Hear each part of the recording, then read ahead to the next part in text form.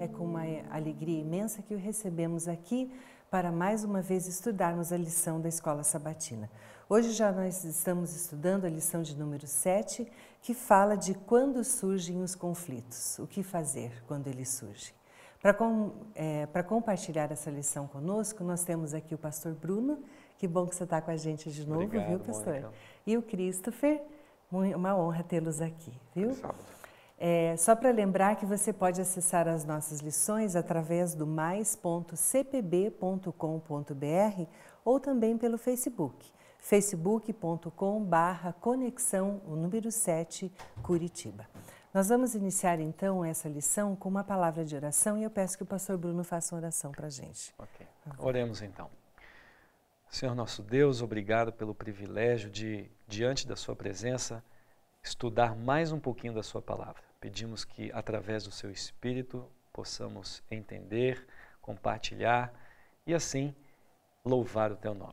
É o que pedimos e agradecemos. Em nome de Jesus. Amém. Amém. Eu gostaria de iniciar lendo o verso principal da nossa lição, que está em Gálatas, no capítulo 3, nos versos 27 e 28, que diz o seguinte: os que em Cristo foram batizados, de Cristo se revestiram. Não há judeu nem grego, escravo nem livre, homem nem mulher, pois todos são um em Cristo Jesus. Quando a gente tem um objetivo, né, por mais que as diferenças sejam grandes, a gente se une naquele objetivo e meio que esquece, né, essas diferenças. Eu encaro esse texto dessa maneira, né, que Cristo dizendo que não há diferença quando estamos ligados a Cristo. Mas, mesmo assim, os conflitos surgem, né? Pastor Bruno, como pastor de igreja, acredito que veja, né?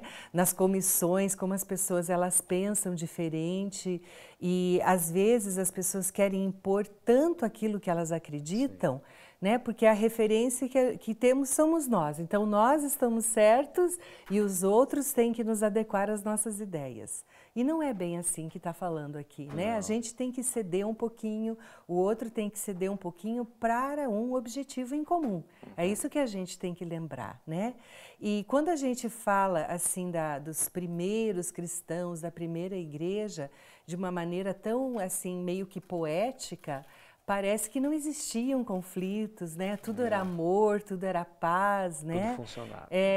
Sim, mas é claro que existiam, porque nós temos personalidades diferentes, né? Enxergamos as coisas de maneira diferentes. Mas aqui existem muitas lições para nós hoje em dia, né? Que lições nós podemos aprender com o que se passou com eles, a gente se identificar nesses conflitos e como que a gente pode resolvê-los, né? E eu queria começar com você, Christopher, que aqui ele fala sobre preconceitos étnicos e existia um conflito ali em relação às viúvas, né? Que eles começam, porque eles tinham uma lei toda para as viúvas, né? Eu queria que você falasse isso para a gente. É interessante que, independente da conversão que aconteceu, as pessoas elas têm histórias antes e têm crenças que elas vêm antes. Então, Sim. a conversão é uma conversão que realmente é uma conversão, muda de caminho, muda de lado. Só que tem uma história que vem antes, né? E esta que ele traz na lição de domingo, ela traz exatamente a situação que era uma questão de culturas diferentes. Porque dentro das pregações, daquelas primeiras lá, muitas das pessoas elas se converteram. Sim. Só que aí, naquela conversão, mudou de caminho, mudou de estrutura, mudou de padrão de vida e etc. E não deixa muito claro o texto bíblico de que era realmente aquilo que estava acontecendo, mas a percepção de algumas pessoas que aquilo tinha acontecido. E o que era? Existia a lei para que, se houvesse viúvas ou órfãos, que a sociedade ela preservasse aquilo lá, porque como era uma sociedade baseada nos homens, as viúvas e as crianças, os órfãos, eles eram muito vulneráveis. Então, não eles trabalhavam, né? Não tinha como, não Sim. tinha como manter. Então, tinha aquela lei lá que o parente mais próximo tinha que cuidar daquilo. E como você estava numa nova configuração, muitas dessas pessoas, ao serem convertidas, elas eram expulsas de casa Sim. e do seio familiar como hereges ou apóstatas. O que acontece? Acabam que a igreja tinha que fazer esse papel familiar. Só que algumas dessas pessoas, elas vinham de cultura grega. E havia essa controvérsia, esse problema de que tinha uma preleção àquelas que eram judias. E esse foi o primeiro problema que teve ali no meio, que precisava resolver esse mal-entendido, porque era simplesmente em coisas simples, não resolvidas, que cria-se grandes problemas. Sim. Né? Então, acaba sendo assim.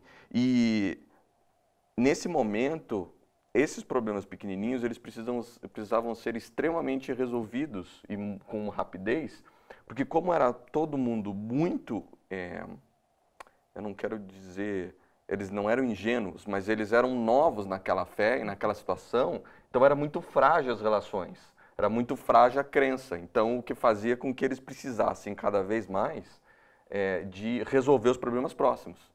Lembrando que dias antes, e ali talvez alguns meses, tem a questão do Pentecostes, então eles já estavam todos reunidos naquele seio, mas isso era o 120 logo depois dos 40 dias de ascensão de Jesus. Mas depois disso, a igreja cresce num tamanho absurdo, né? Porque você passa de 120 para 5 mil pessoas, 10 mil pessoas, 20 mil pessoas, Sim. tipo, é muito rápido. Então, não tem nem hoje igreja que suporte um crescimento nessa proporção. É muito grande, muita coisa. Então, precisava resolver isso de forma bem pontual, né? Então, é ali que acontecia. É até interessante, Bruno, até queria falar com você.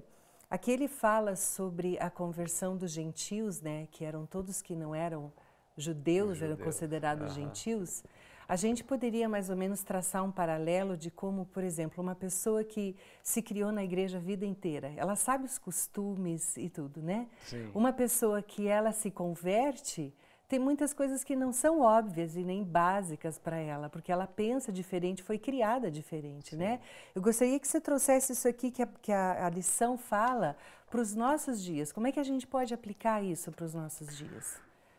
Eu vejo que essa lição, ela trata muito sobre tradição dentro da cultura em si. Então, a Igreja Adventista tem a sua tradição, a Batista tem a sua, a Assembleia tem a sua, o judaísmo tem a sua, os gregos têm a sua. E aí, quando a gente fala de conversão, a gente imagina que não só a doutrina ela muda, mas também o costume. E isso não é verdade. Sim. Esse que é o tchan da lição, durante todos os dias aqui.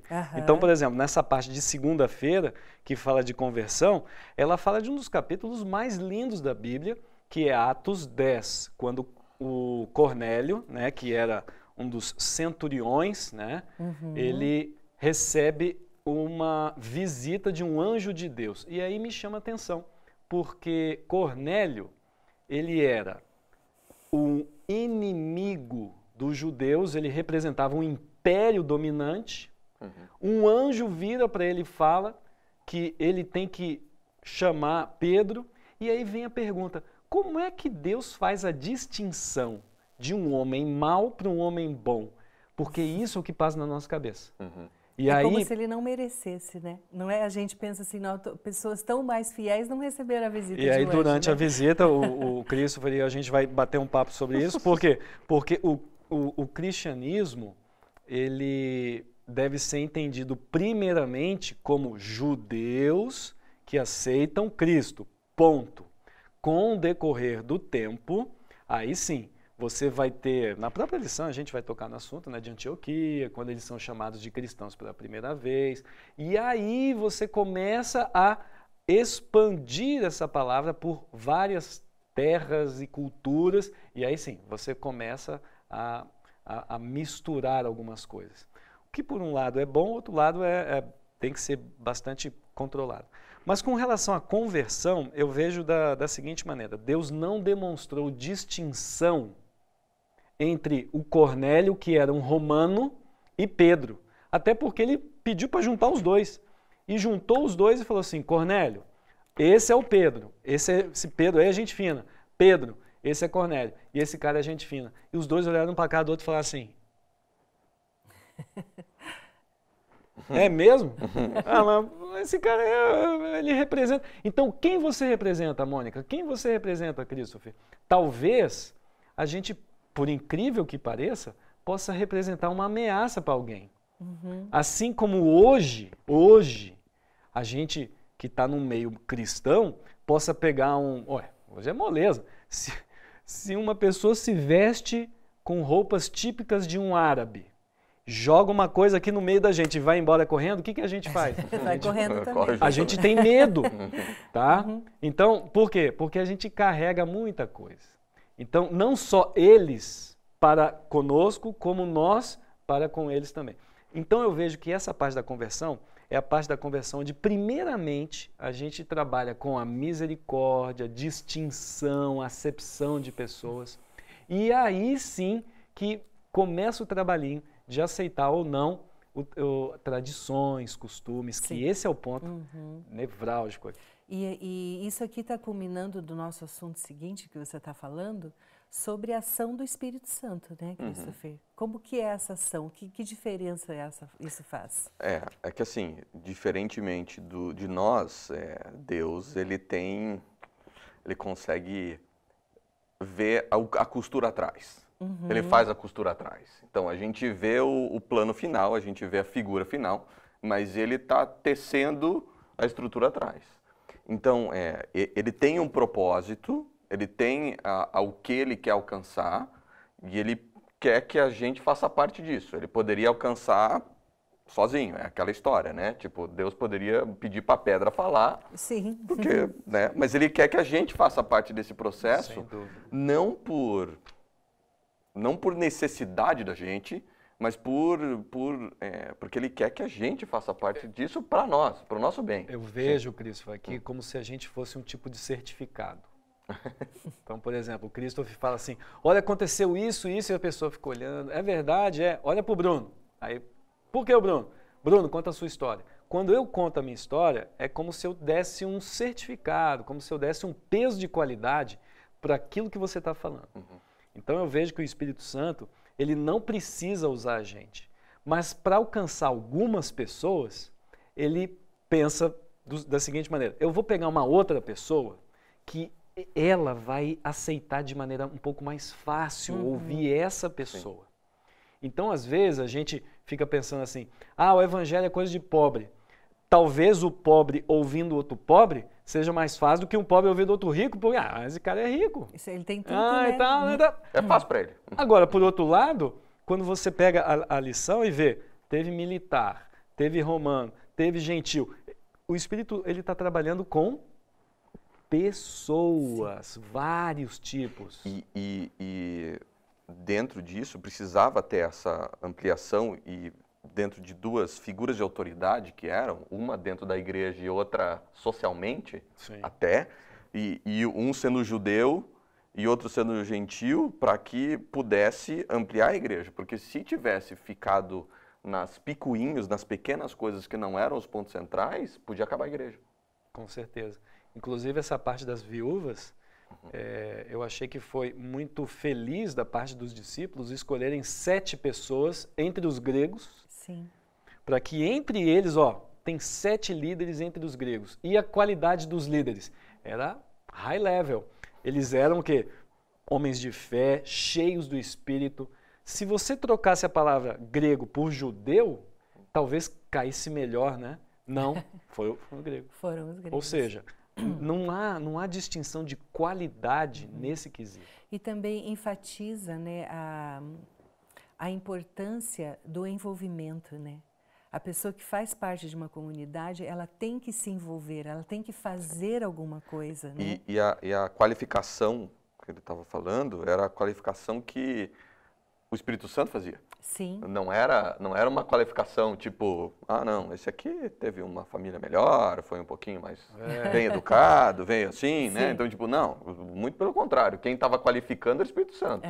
Eu vejo o coração desse aqui, porque eu consigo estar atrás de todas as coisas, e esse aqui está me servindo mais do que aquele outro que aparentemente para vocês é mais interessante. E essa é a identidade de um discípulo.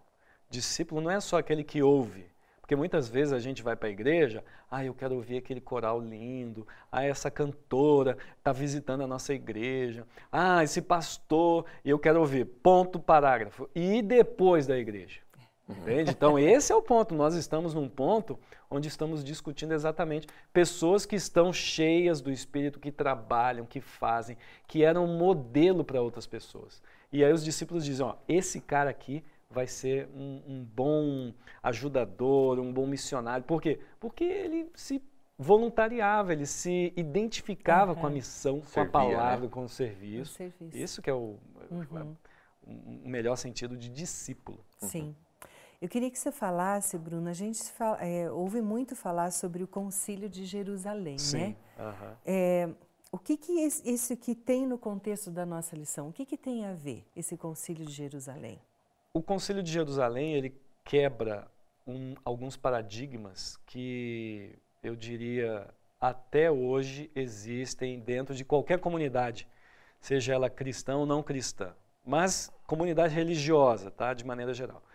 A comunidade religiosa, ela tem um pouquinho de necessidade de criação de regras, de se proteger com certas organizações e princípios jurídicos, que quanto mais a gente avança, né, a gente realmente precisa se envolver com isso, mas não era o caso de tanto avanço naquele momento, era um caso mais embrionário, onde agora os judeus estavam observando uma realidade que eles não estavam assim conseguindo absorver. Pessoas que eles consideravam impuras, pessoas que eles consideravam não meritórias, que não mereciam a bênção de Deus, a aprovação de Deus. E aí os apóstolos, os discípulos começam a entrar em contato com essas pessoas e eles, será? Por que Deus faz isso? E aqui, Mônica, eu tenho algumas impressões, por exemplo, em Atos capítulo 15, que é a lição de quarta-feira, no verso 9, está aqui. O apóstolo Paulo dizendo que Deus não estabeleceu distinção nenhuma entre gentios e judeus. Atos 15, 12 diz que entre gentios e os não-judeus aconteceram sinais e prodígios.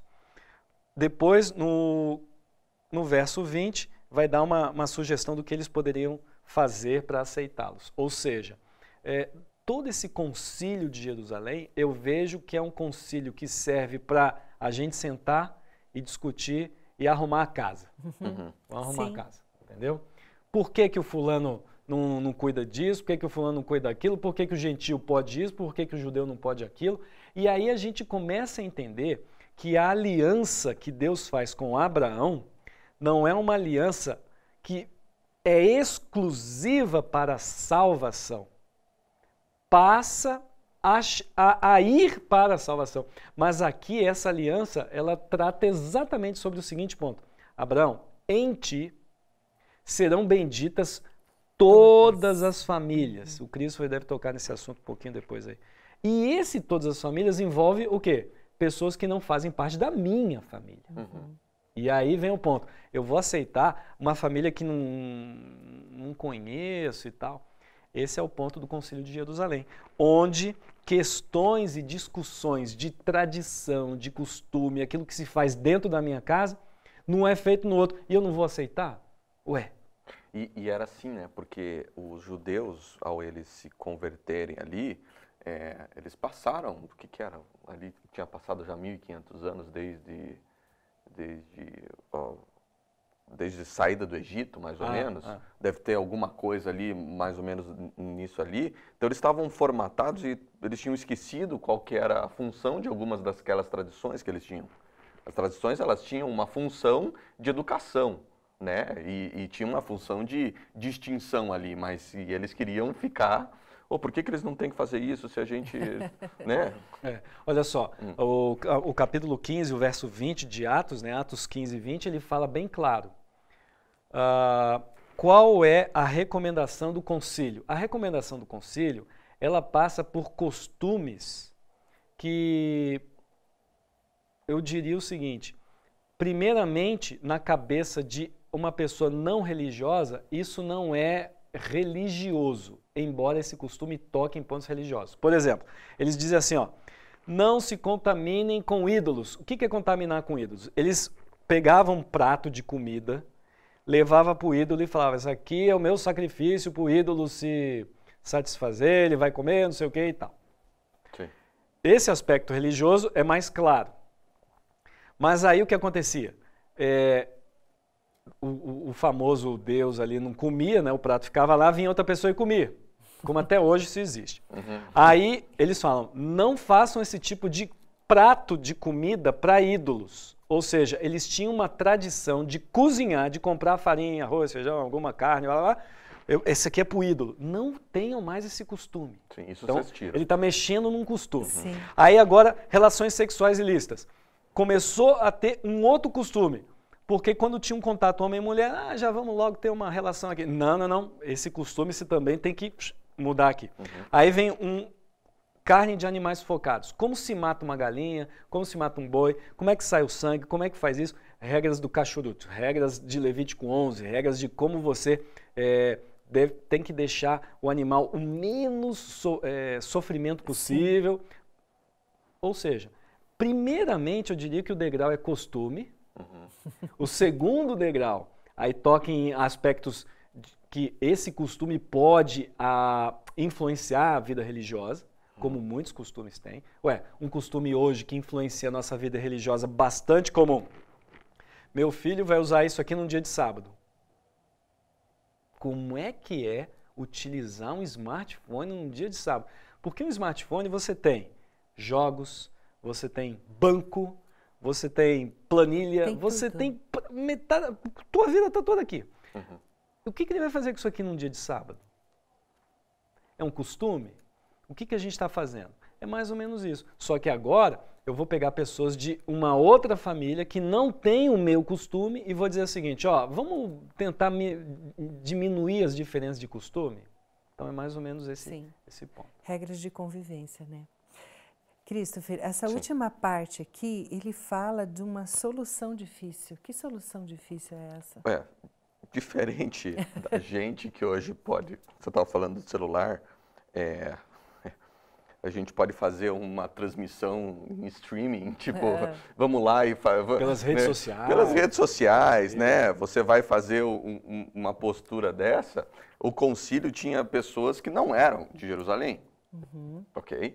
E pensa no nível de confiança de Antioquia para enviar pessoas que iam decidir sobre os costumes também deles. Sim.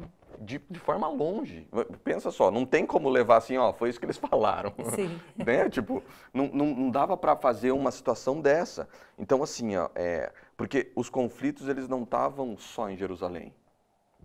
Eles estavam em diversos lugares, porque também é até obra do inimigo criar confusão exatamente para sufocar o crescimento da igreja. Sim. Né? Então, a solução que eles tiveram que fazer era assim, que eles precisavam entender exatamente o que o Bruno estava falando, qual que era o princípio atrás daquilo, qual que era a função de todas aquelas pequenas coisinhas que poderiam ser muito ruins para a igreja, mas na cabeça deles não tinha problema. Sim, que não tinha. Só que os outros viam isso. Sim. Né? E aí, claro, como viam um problema, o que eles queriam fazer? Às vezes sufocar ou parar, não vai ter que fazer desse jeito, porque não é assim que é para ser feito. Então, e não percebia que tinha crescimento. Esse ponto é muito importante, Christopher, porque eu vejo que às vezes nós hoje nos comportamos da seguinte maneira.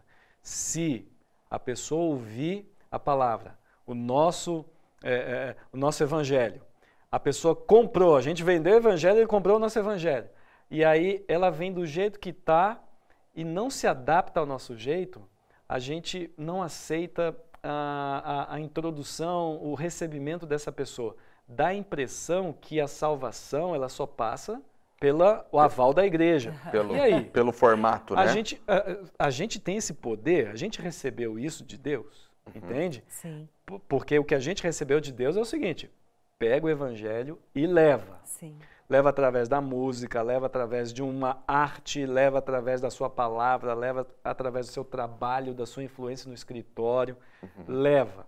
mas tem que ter evangelho. Sim. Senão, isso caracteriza apenas convívio. Uhum. Não é só convívio, é muito mais Sim. do que isso. Agora, a pessoa agora, ela vai olhar em você o modo pelo qual ela vai pensar, pô, por que o Christopher é desse jeito? Por que a Mônica não faz isso? E aí a pessoa vai perguntar, não, aqui é o seguinte, quando você começa a conviver com Deus, com o próprio Cornélio, quando o Cornélio chama Pedro, Pedro entende o seguinte, pô, esse cara não foi do dia para a noite que um anjo apareceu para ele. Ele tinha um relacionamento com Deus. Sim. Mas esse relacionamento Pedro não sabia.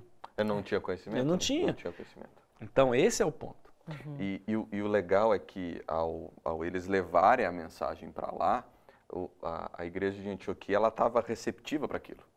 Que é o que está aqui na leitura da mensagem de Atos 15, 30 a 35. Diz que eles se sentiram confortados e bem consolados sobre as decisões que tinham feito. Então, não se sentiram excluídos da situação por conta que eles eram diferentes. Sim. Porque eles já iam ser diferentes realmente dos judeus por uma questão cultural. E eles estavam realmente em outro lugar, longe, fora. Então, precisava ter isso. E esse conforto que foi talvez o abridor de portas para que continuasse a situação de crescimento com eles, né? Sim. Tá certo.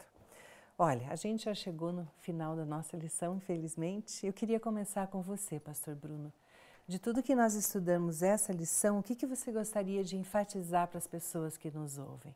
Eu queria enfatizar a parte de quinta-feira, essa parte a gente acabou falando agora, onde não só em Amós capítulo 9, em Jeremias capítulo 12, assim como em Gênesis capítulo 12 também, você nota que Deus, ele usa Israel como herança, como povo exemplo, como povo imã, que atrai outros povos.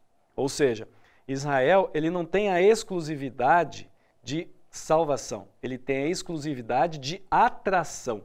Aí as pessoas se atraem, são atraídas, melhor dizendo, através desse compromisso, desse testemunho, elas vêm aqui e a lição de quinta, com essas 3 passagens, elas nos ajudam a entender que Deus ele está atrás de nações ímpias.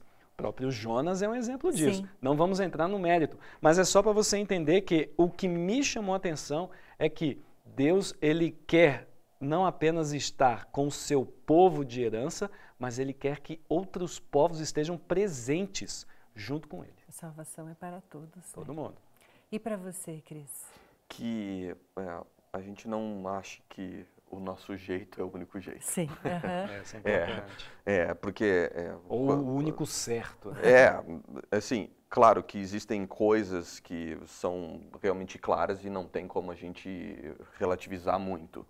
Mas quando se trata de salvação, a gente tem que fazer o que Paulo realmente fazia, né? Então, eu vou me tornar como tal povo, com tal situação, sem perder os meus princípios, para mostrar que a salvação é para todo mundo e não passa por um único formato. Isso não quer dizer que não passa por um único caminho. O caminho na Bíblia é muito claro, é sempre por Jesus, sempre com entrega total e permitindo que o Espírito Santo faça as mudanças necessárias dentro do coração, não porque eu acho que isso é mais importante, ou eu acho que aquilo é menos importante, nada nesse sentido, é só no sentido de a gente entender que Deus tem caminhos diferentes para alcançar as pessoas. E a gente não pode fechar os caminhos porque a gente, por tradição, ou por conveniência, ou porque é bonitinho, a gente diz assim, esse aqui realmente não pode ser um caminho que Deus faz.